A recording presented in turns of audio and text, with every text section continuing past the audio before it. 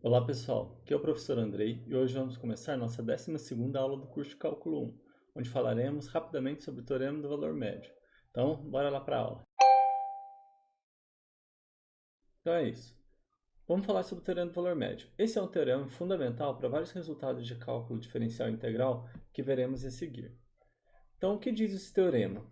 Basicamente, uma ideia bastante intuitiva é que se a função é contínua no intervalo AB e derivável nesse intervalo AB, então existirá pelo menos um ponto C no intervalo aberto AB, tal que, se você tomar aqui o coeficiente angular da reta secante que passa pelos pontos A, f de A e BF de B, vai existir um C, tal que a derivada nesse ponto C é igual a esse coeficiente angular dessa reta secante.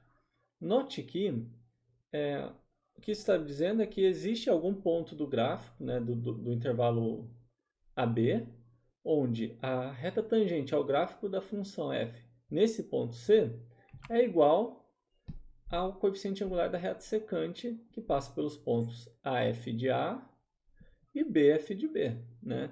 Então existe algum ponto C ali no meio, não necessariamente é o único ponto, pode ter mais de um. Né? Nesse caso aqui, por exemplo, a gente consegue um outro ponto aqui em cima, onde a gente tem uma outra reta que tangencia o gráfico da função e é paralela à reta secante que passa pelos pontos A e B. Ok? Vamos dar um exemplo verificando que isso aqui acontece. Né? É só um exemplo, é claro, não é uma demonstração, mas a demonstração vamos deixar para o vídeo extra, beleza? Então, suponha que você tenha a função dada por x ao quadrado mais 2x menos 1. Essa função ela é contínua no intervalo 1 e 5, ok? E derivável no intervalo 1 e 5. Né? Uma função de segundo grau ela é derivável em todos os reais e contínua nos reais. Então, pelo teorema do valor médio, deve existir um ponto C pertencente a esse intervalo 1, 5, né? De modo que a derivada nesse ponto C seja igual a 8. Por que 8? Porque esse cara é o coeficiente angular da reta secante que passa pelo ponto 1f de 1 e 5f de 5. Esse seria o meu A e o B. Né? Meu B seria 5 e meu A, 1. Ok? Então, fazendo essa continha dá 8.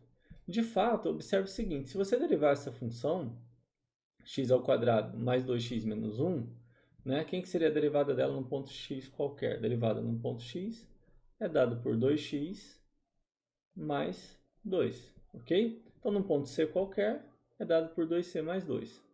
Se você igualar essa derivada a 8, que é o coeficiente angular da reta secante, passando pelos pontos 1f de 1 e 5f de 5, né, nós temos que a solução dessa equação é C igual a 3. E note que C é um ponto que está nesse intervalo dado, 1 e 5, ok? Bem, apenas para vocês pensarem, né, o resultado desse teorema, né, investigarem, tentem pensar no problema. Se você tem um motorista dirigindo em uma estrada reta, né, com um limite de 80 km por hora, então essa estrada tem um limite de velocidade, você sabe que o motorista sai a partir do repouso, ele percorre 10 km em 5 minutos. Então tentem pensar e explicar o porquê que esse motorista poderia receber uma multa por excesso de velocidade, ok?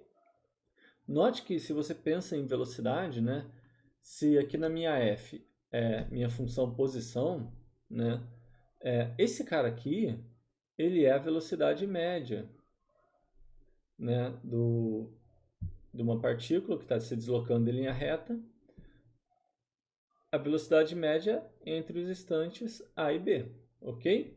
Então tentem associar esse teorema do valor médio a esse problema e pensar, ok? Então tentem justificar o porquê que esse cara poderia levar uma multa, beleza? E esse teorema do valor médio, ele vai ser usado para estabelecer vários fatos, né, do cálculo diferencial integral. Alguns desses fatos são o seguinte. O primeiro, né, é que se eu tenho a derivada de uma função igual a zero para todo x em um intervalo AB, atenção, isso é importante que seja no intervalo AB. Então essa função ela é constante em AB. Nós já tínhamos visto que a derivada de toda função constante é zero, né? O que esse cara está falando agora é o seguinte, se eu tenho uma função cuja derivada é zero em um intervalo, então essa função ela vai ser constante nesse intervalo, ok? Uma consequência desse resultado, na verdade, é o seguinte. que se eu tenho duas funções que possuem a mesma derivada, ok? Para todo x no intervalo AB. Então, essas funções elas se diferem por uma constante. Okay? Então, a diferença f menos g é uma constante em a e b. Ou seja, uma função f ou g, tanto faz, ela pode ser obtida a partir da outra função através de uma translação. Ok? Isso quer dizer o seguinte, o gráfico de uma função que satisfaz isso, ou seja, cujas derivadas são iguais no intervalo AB, o gráfico dessas funções, um é a translação do outro. Ok? Por exemplo, suponha que você tenha a função f, a derivada de uma função sendo 3 vezes seno de x. E você sabe que essa função no ponto zero vale 2. Né? Então, quem que seria essa função f? Observe que se você pega a função g dada por menos 3 cosseno x, você tem que a derivada dessa função ela é igual à derivada da f. Ok? Né? A derivada de menos 3 cosseno x é 3 seno x. Beleza? Então, se eu tenho que a derivada da g e a derivada da f são iguais, pelo corolário anterior, diz que essas duas funções elas se diferem por uma constante, ou seja, uma é obtida a partir da translação da outra. Certo?